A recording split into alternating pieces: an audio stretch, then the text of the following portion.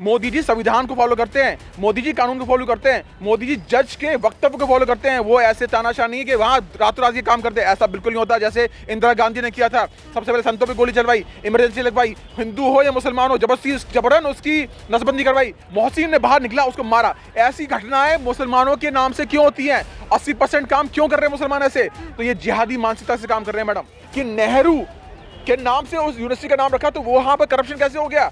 क्या नेहरू की वजह से? मुझे लगता है नेहरू का शराप है, क्योंकि नेहरू ने क्या बोला था कि खाना मुसलमान का हो, बना हिंदू की किचन में हो, और टेबल किसकी हो? अंग्रेजों की हो। अरे भैया, मुसलमान तो नॉनवेज खाते हैं, हिंदू की किचन में नॉनवेज कैसे बन जाएगा? तो जिसका ये विजन था, उसी की मानसिकता से वो जिहादी वहां से चल रही। ये जिहाद सिखा रहे हैं। पहले मदरसे में करते थे, अब इन्होंने जेएनयू पकड़ लिया। जेएनयू से निकाला ना कन्हैया कुमार। कौन कन्हैया कुमार? जो सैनिकों के ऊपर उंगली उठाता है, जो देश की एकता अखंडता के ऊपर उंगली उठाता है। वो क्या कहता है कि भारत के टुकड़े करके रहेंगे।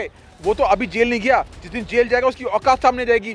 आखिर जेएनयू को हम टारगेट क्यों कर रहे हैं? जेएनयू के अंदर ऐसी चीजें क्यों हो रही हैं? क्योंकि हमें ज्ञान किससे मिलता है? गुरु से ज्ञान मिलता है, और वो ज्ञान किसी से मिल सकता है। तो ज्ञान देने के माध्यम से ये काम कर रहे हैं कि अगर ये बच्चों को अब एक कम उम्र के अंदर उनके दिमाग को ब्रेन वॉश कर देंगे, उनके सबकॉन्शियस माइंड को रीप्रोग्राम कर देंगे। टेक्निकल वर्ड यही है, उनके सबकॉन्शियस माइंड को रीप्रोग्राम किया जा रहा है जिहाद करने के लिए। नमस्कार, आप देख रहे हैं न्यूज़ 1 इंडिया और मैं हूं आपके साथ आस्था तिवारी। जेएनयू जिसकी नाम लेते ही चर्चा हो जाती है राजनीति की, क्योंकि शिक्षा के मंदिर में शिक्षा से ज़्यादा वहाँ पर राजनीति होती है, और उस राजनीति का फायदा संपूर्ण रूप से किस तरीके से सियासी गलियारों को होता है, ये सब कोई जानता है। लेकिन सबसे बड़ा सवाल जो वहाँ पर एक नफरत की आग को देखा जा रहा है, वो कैसे बुझेगी?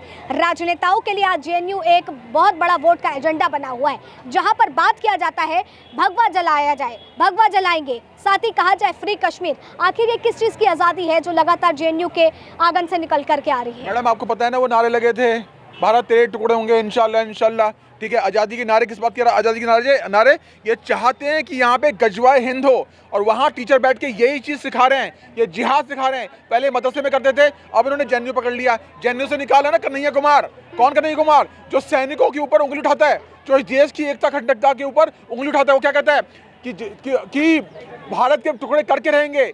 वो तो अभी जेल नहीं गया, जिस दिन जेल जाएगा उसकी औकात सामने जाएगी। तो जेएनयू यूनिवर्सिटी को का नाम बदल लेना चाहिए, और वहाँ पे जो भी आतंकवादी गतिविधियां कर रहे हैं उनको सबसे पहले वहाँ जेल में के अंदर भेजना चाहिए उसको। लेकिन क्या लगता है कि वाकई लगातार हर चीज़ें वहाँ से आए? कश्मीर फाइल्स एक पिक्चर बनी थी जो संपूर्ण रूप से कश्मीरी पंडितों के लिए बनाई गई थी, लेकिन उसमें भी एक खंड जो है जेएनयू का भी दिखाया गया था, उसमें भी सारी चीज़ें बताई गई थी, उसको लेकर के भी चर्चा चली थी। तो क्या वो सारी चीज़ें जो उसके जरिए दिखाने की कोशिश की गई थी सही? देखिए मैडम, ऐसा होता है कि जेएनयू का मुद्दा क्या है? आखिर जेएनयू को हम टारगेट क्यों कर रहे हैं? जेएनयू के अंदर ऐसी चीज़ें क्यों हो रही हैं? क्योंकि हमें ज्ञान किससे मिलता है? गुरु से ज्ञान मिलता है, और वो ज्ञान किसी से मिल सकता है। तो ज्ञान देने के माध्यम से ये काम कर रहे हैं कि अगर ये बच्चों को अब एक कम उम्र के अंदर उनके दिमाग को ब्रेन वॉश कर देंगे, उनके सबकॉन्शियस माइंड को रीप्रोग्राम कर देंगे। टेक्निकल वर्ड यही है, उनके सबकॉन्शियस माइंड को रीप्रोग्राम किया जा रहा है जिहाद करने के लिए। वो बताया जा रहा है इस देश के अंदर कि मुस्लिमों की हालत बुरी है। अरे मुस्लिमों की हालत कैसे बुरी है मुझे बताइए ना। अल्पसंख्यक वो अभी नीतीश ने क्या किया आपको पता है? बिहार के अंदर उसने कहा है कि अल्पसंख्यक को मैं 10 लाख रुपए का लोन दूंगा अगर कोई नया बिजनेस शुरू करेगा, और 5 लाख रुपए देने नहीं है, सिर्फ 5 लाख रुपए आपको चुकाने वापसी में। तो क्या करना चाहते हैं? क्या ईरानी इस देश में नहीं है? क्या ईरानियों ने अपने नाम इस देश में रोशन नहीं किया? हर जगह ईरानी नाम रोशन कर रहे हैं। जिसको कर्म करना है मैडम, वो काम करेगा, जिसको जिहाद करना है वो ऐसे ही कॉलेज से बाहर आएगा। मुझे ये चीज़ समझ नहीं आ रही है कि नेहरू के नाम से उस यूनिवर्सिटी का नाम रखा, तो वो वहाँ पर करप्शन कैसे हो गया? क्या नेहरू की वजह से? मुझे लगता है नेहरू का शराप है, क्योंकि नेहरू ने क्या बोला था कि खाना मुसलमान का हो, बना हिंदू की किचन में हो, और टेबल किसकी हो? अंग्रेजों की हो। अरे भैया, मुसलमान तो नॉनवेज खाते हैं, हिंदू की किचन में नॉनवेज कैसे बन जाएगा? तो जिसका ये विजन था, उसी की मानसिकता से वो जिहादी वहाँ से चल रही। बिकॉज नेहरू ने क्या किया था? 370 लगाई थी, लागू करी थी। क्यों? वो एक जगह के तलवे चाट रहा था। ये काम अब यहाँ से जेएनयू से हो रहा है, और कन्हैया कुमार वहाँ से निकल चुका है। मुझे तो समझ नहीं आ रहा कि ये बीजेपी वाले इस कन्हैया कुमार को क्यों नहीं जेल के अंदर डाल रहे हैं। इसको सबसे पहले जेल के अंदर डालना चाहिए। इसका मतलब बीजेपी के पक्ष लेता हूँ, उसका मतलब ये नहीं कि मैं कुछ बोलूँगा नहीं। बीजेपी के लोगों को मोदी जी और योगी जी संज्ञान लेना चाहिए कि ये बाहर घूम रहा है और बाहर जाके प्रचार कर रहा है अपने जिहाद का। ये टीवी चैनल पे आके ऐसे आकर में बात करता है। तेरी औकात क्या है? तू 30 साल से ऊपर तेरी उम्र हो चुकी है, और तू कहीं एक महीने नौकरी नहीं कर सकता। मैं से बता रहा हूँ मैडम, ये कहीं नौकरी नहीं कर सकता। कांग्रेस से पाल के रखे हुए हैं जो देश के अंदर जिहादी एक्टिविटी बढ़ा रहे हैं। लेकिन कन्हैया कुमार भी ये बात लगातार कहते हैं, मैं एक हिंदू हूँ, लेकिन जो अंदर होता है, जो तमाम चीजें हैं, वो सच्चाई बताने के बाद करते हैं। वो कौन सा हिंदू है? वो हिंदू है जिसने 10 सलवार पहन ली तलवार के दम से। ये कायर आदमी है, ये कायर एक नंबर का। इसको देखिए, मुसलमानों का पक्ष वही ले रहा है, जिहादियों का पक्ष वही ले रहा है जिसके अंदर गुर्दा नहीं है, दम नहीं है, जो पिटना चाहते हैं, जिनको पता है कि अगर कल को दंगा होता है तो ये हमें मार देंगे। जैसे ये इसका सपा का जो नेता है, हरी भाई, मैं तो हरी भाई कहता हूँ, क्या नाम है उसका, जो हरी रंग के कपड़े पहन के आता है, वो घोंचूमल, वो हमेशा हरे रंग के कपड़े पहने, तो क्या दिखाना चाहता है? तो ये इनको एकता अखंडता से कोई मतलब नहीं है मैडम। अभी मोहसिन नाम के लड़के ने क्या किया गुजरात में, एक उस अपने ही पार्टनर को उसने कपड़े फाड़े उसके, उसको बहुत मारा। किस बात पे? इस बात पे कि उसी सलून की एक एम्प्लॉई ने किसी से कम पैसे ले लिए, कोई ऐसी बात होगी, मोहसिन ने बाहर निकला, उसको मारा। ऐसी घटनाएं मुसलमानों के नाम से क्यों होती हैं? 80% काम क्यों कर रहे हैं मुसलमान ऐसे? तो ये जिहादी मानसिकता से काम कर रहे हैं मैडम। लेकिन तो क्या लग रहा है, जेएनयू में जब ये तमाम चीजें लिखी जा रही हैं कि भगवा जलाएंगे, free Kashmir, madam free Kashmir, अरे तुम इस पृथ्वी से फ्री हो जाओगे, तुम इस अपनी जिंदगी से फ्री हो जाओगे, 72 हूरों के पास जाओगे जहां 72 हूरें गाउन पहन के घूम रही हैं। एक चीज बताऊं, फिर इन्होंने 2 दिन के अंदर मिटा क्यों दिया? तुम्हारे में गुर्दा था, तुम्हारी इतनी औकात थी तो तुमने उसे मिटाया क्यों?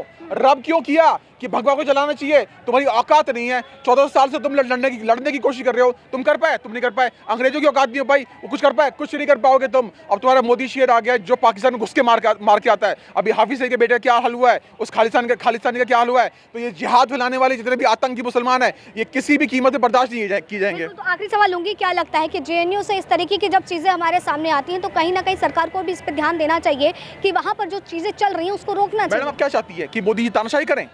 मोदी जबरदस्ती वहां पर कोई चीज लागू करते हैं? मोदी जी संविधान को फॉलो करते हैं, मोदी जी कानून को फॉलो करते हैं, मोदी जी जज के वक्तव्य को फॉलो करते हैं। वो ऐसे तानाशाह नहीं कि वहां रातों रात ये काम करते हैं, ऐसा बिल्कुल नहीं होता। जैसे इंदिरा गांधी ने किया था, सबसे पहले संतों पे गोली चलवाई, इमरजेंसी लगवाई, हिंदू हो या मुसलमान हो, जबरन उसकी नसबंदी करवाई। तो मोदी जी संविधान और कानून को लेकर चलते हैं, क्योंकि 125 करोड़ जब वो आए थे तब कहा था, अब कहते हैं 140 करोड़ मेरे अपने हैं, मेरे परिवार है। उन्होंने ना हिंदू की बात करी ना मुसलमान की बात करी। लेकिन फिर वहां पर पढ़ने वाले बच्चों के भविष्य क्या, वो क्या सीख रहे हैं?